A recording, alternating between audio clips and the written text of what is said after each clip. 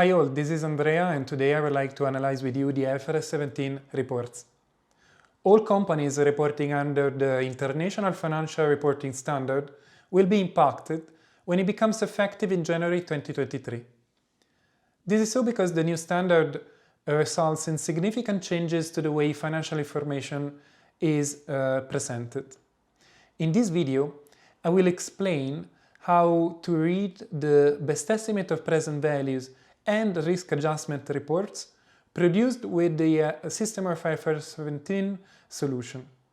This is the first of 3 episodes, so be sure not to miss the following ones, where I will continue the analysis of IFRS 17 disclosure reports. Ready to take off? Then let's open Systemorph Cloud and specifically the IFRS 17 project. This is our starting point, the overview of the IFRS 17 template project. For this episode, I'm using my own clone. As we are interested in looking at the reports and we won't import any new data other than the predefined ones, we can click here on Reports. We can already inspect the IFRS 17 reports produced with the Systemorph template data that are shipped with this project. To start with, let's switch on the notebook session. Mine here is already ready and idle, as you can see. Then we can evaluate all cells of the notebook by clicking on this button on the top. And while all cells are evaluated and the reports are being updated, we also enable the outline that helps to navigate all sections of this notebook. If we scroll a bit down, we encounter the first report that is presented. The best estimate present value of future cash flows of a group of insurance contracts, or simply the best estimate, is defined as the cumulative values of insurance cash flows fulfilling the contractual obligations and reflecting the future's expected valuation, using the most adequate assumptions and parameters. Since IFRS 17 is an economic model, it takes into account the effect of the yield curve, with which the nominal cash flows have been discounted. Therefore, this is the starting point for a IFRS 17 contractual service margin and loss component calculation. We see that by default, columns are sliced by currency, liability type, and economic basis.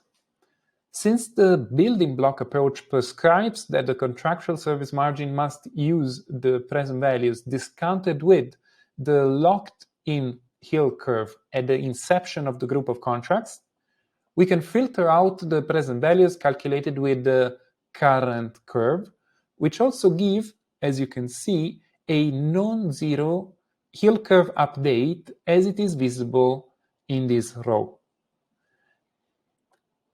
Rows are sliced by analysis of change steps, therefore the locked-in yield curve update is by construction 0.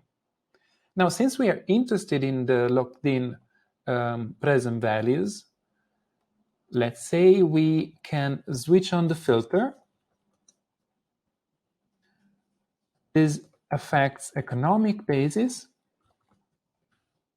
and we are only interested in, we said, locked in.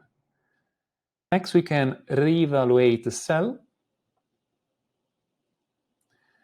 And as you can see now, only the locked-in best estimate of present values are displayed, and also the yield curve update step has now been removed. We can also analyze the calculated best estimate of present values further by slicing the columns by group of contracts in order to study the individual contribution. To do so, the column slice can be modified so that group of contracts is on top of the default slices. As before, we reevaluate the cell, and here we see now listed for each column all the group of contracts that the Systemorph template data includes. Best estimate present values provide an indication of profitability, as this is normally the dominant contribution to the technical margin. since it measures the net effect of incoming and outgoing cash flows. For instance, we can see that the group of contracts named DT1.2 remains positive throughout the first quarter of 2021, the current period. This is so because both the new business, that is, contracts signed during the current quarter, and the business in force are positive. The calculation engine delivers present values in different granularities, and aggregated values are calculated when the data has finer granularity than that of the selected reporting option. For example, we can here aggregate the analysis of change steps for new business and in force to display their contribution to the closing balance. The next report is risk adjustment, which is a new concept introduced by IFRS 17. This is a component of the insurance liability and represents a correction due to the best estimate present value of future cash flows due to the uncertainty about the amount and timing of the insurance cash flows arising from non-financial risks. The IFRS 17 standard demands that the value of future business considers risk adjustments, but it doesn't specify any methodology to estimate them. A few principles must be followed. Firstly, it must reflect favorable and unfavorable levels of uncertainty.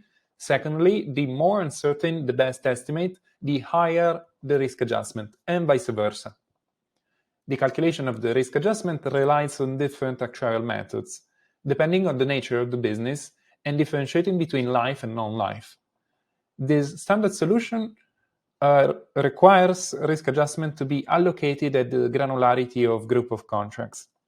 Therefore, as before, we can add the corresponding column slides, reevaluate the cell always, in order to study the individual contributions. So this concludes the first part. Present values of best estimate and risk adjustments will be used in all the subsequent reports that I'll be showing in the next episodes. Stay tuned!